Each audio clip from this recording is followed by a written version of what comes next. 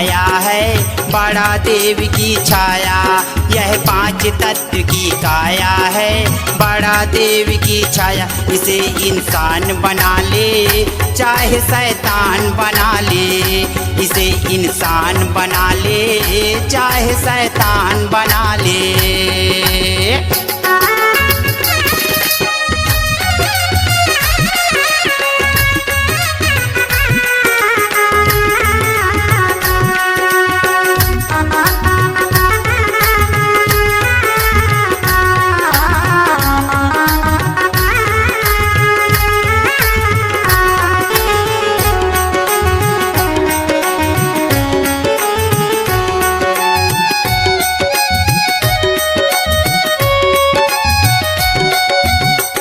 तत्व की कायम भैया, सत्य कर्म को बांधो, सत्य कर्म को बांधो।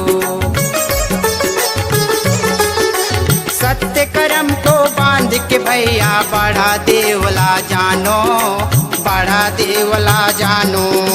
बड़ा देवला जान के भैया,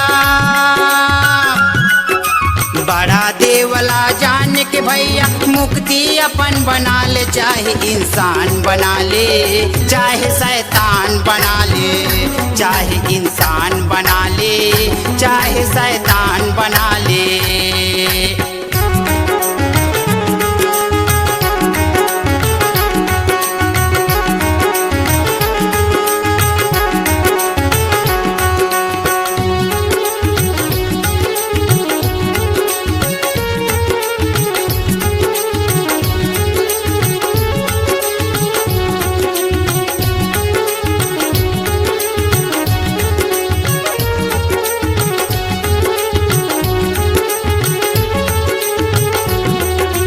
भक्ति अपन बना ले भैया, मुक्ति अपन सजा ले, मुक्ति अपन सजा ले। मुक्ति अपन सजा ले भैया, मुक्ति अपन बना ले, मुक्ति अपन बना ले। हमार बड़ा देव गजब दयालु,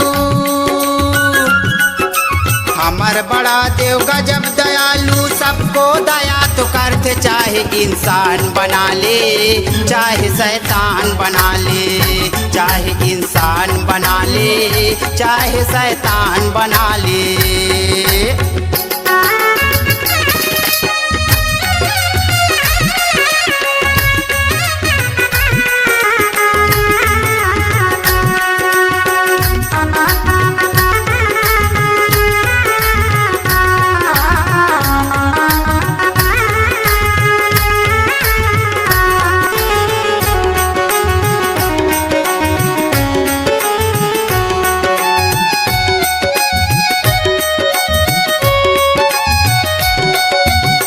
सागर से पार होने को बड़ा देव को जानो, बड़ा देव को जानो।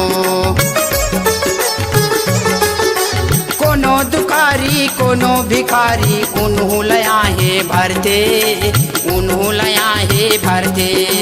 ऐसे बड़ा देव को भूल के भैया,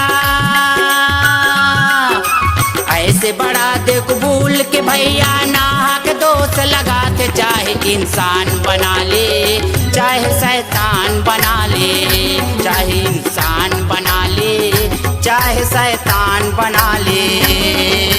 पांच तत्व की काया है, बड़ा देव की छाया।